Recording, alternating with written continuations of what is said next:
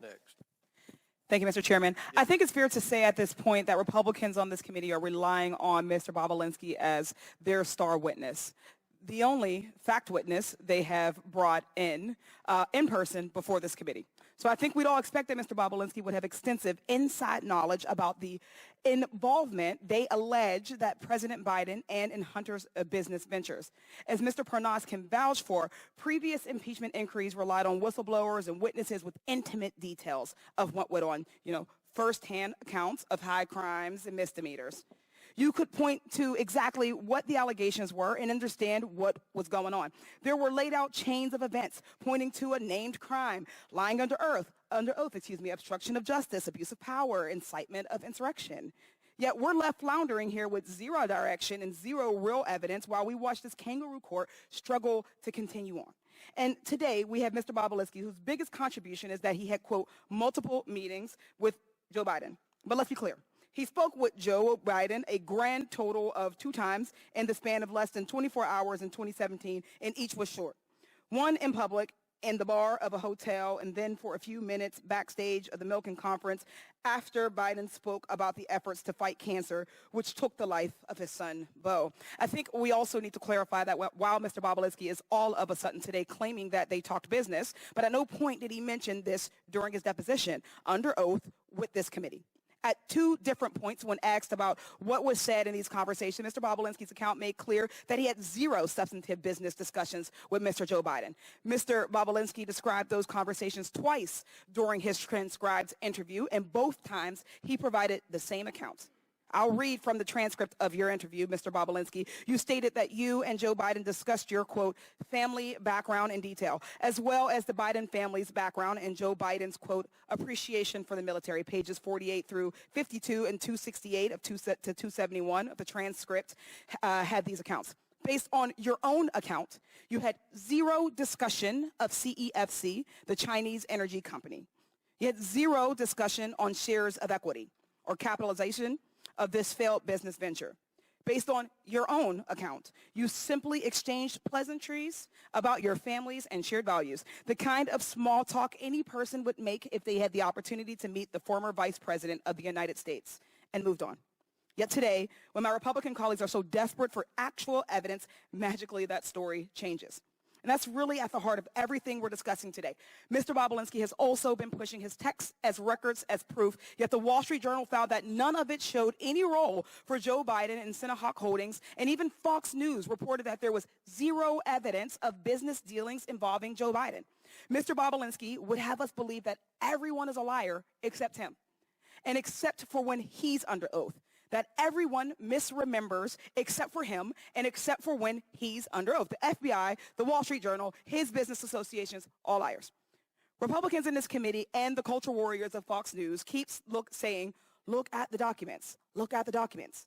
So let's look. This purported investigation has received over 100,000 pages of documents, and not a single one shows any evidence of any wrongdoing, much less an impeachable offense. And taking a step back, even if Joe Biden had discussed his son's business ventures with Tony Balinsky in 2017, and this is rhetorical, so what? What would be the high crime of misdemeanor? What would be the impeachable offense? We're talking about what private citizen Hunter Biden was doing with his time at the time, private citizen dad. This impeachment inquiry is not about facts or evidence. It's not even about impeachable offenses. It's about keeping the American people distracted while we do nothing on reducing gun violence, nothing on lowering healthcare costs, nothing on reforming our criminal legal system. This has been the least productive Congress in decades. We're just now in March, finally funding the government for this year. That's shameful. This unserious hearing is a waste of our time and our resources. I yield with that, and I yield the remainder of my time to Representative Crockett. Yes, I just want to make sure that I point out, and this is not a question, just in case you wanted to know, that on page 174 of your transcribed interview, line 9, it says, "This is an absolute lie," in reference to talking about the FBI. What you stated, I did not call the what was FBI stated agents right liars. before that was, first of all, they I said that I'm or speaking, made and I did mistakes. not ask you a question. First of all, it doesn't say Tony Balinsky told the FBI. This is a summary of 2 agents that took notes through my interview, and their summary apparently that they presented says Balinsky first met in person with members of the Biden family at a 2017 meeting in Miami, Florida. This is an absolute lie. That is what it says. The final thing that I'm going to say is about this. What we have from Kim Buck, a Republican. I don't think that the impeachment of Biden is appropriate, and so House Speaker Mike Johnson's ability to talk me into staying here is going to be about as successful as his ability about talking me into an unconstitutional impeachment. I'll let her have 30 seconds over. I heard your opening statement. It's submitted to the record, part of our proceedings. I have a quick question. Simple. Is it your testimony today that you personally witnessed President Joe Biden commit a crime? I believe the fact that he was sitting with me while I was putting together a business deal. Did you witness the president commit a crime? Is it your testimony today? Yes. And what crime have you witnessed? How much time do I have to go through it? It is simple. You name the crime. Did you watch him steal something? Corruption statutes, RICO and conspiracy. What is it? What is the crime, sir? Specifically. You asked me to answer the question. I answered the question. No. RICO, you're obviously not familiar with. Corruption Excuse me, statutes. sir. Excuse me, sir. Excuse me, sir. RICO is not a crime. It is a category.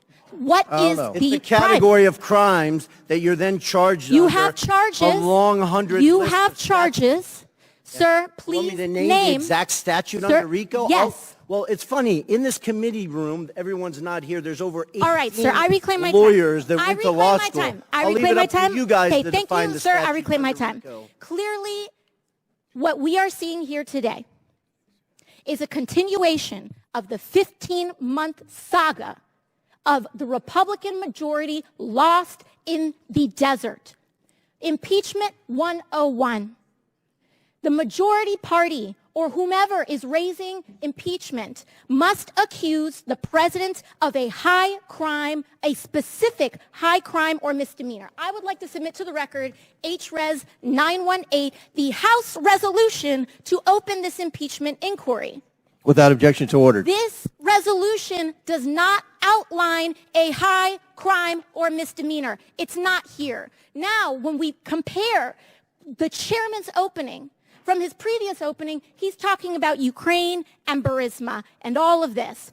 This entire inquiry is based on a blockbuster piece of information that was in a classified SCIF room.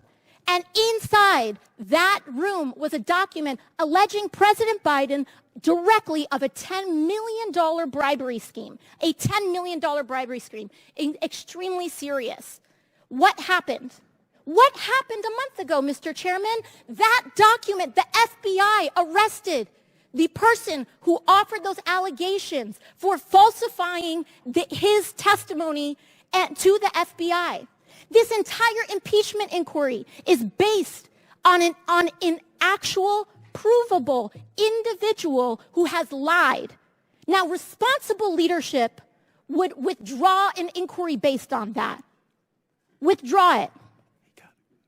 Instead, what we are seeing is that this committee was warned about the falsehoods of these allegations long before that, warned by Trump's Secretary of State Mike Pompeo, and yet they proceeded anyway. The chairman proceeded anyway. This committee was warned by Rudy Giuliani associate right here, Lev Parnas, after that document about the falsehoods of this. Then held hearings where your own expert witnesses said that there was no grounds for impeachment, and you proceeded anyway. And finally, as if none of this was enough, the FBI arrested the individual who was the source of the entire, to quote the chairman, heart of the matter, to launch this impeachment inquiry, and proceeded anyway. At this point, the story is not the fact that the basis of this impeachment inquiry is wrong. The story is why it's proceeding anyway. Why is this committee proceeding based on false charges? And by the way, no charges. I have yet to hear in the chairman's opening the allegation that they are specifically charging the President of the United States with. I'm hearing about Biden family.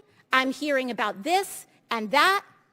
I am not hearing the specific allegation by this committee. What is it? It's not here, and that is the problem. The story is when this committee knew that they were working with falsified evidence. That's the story. And with that, I yield back.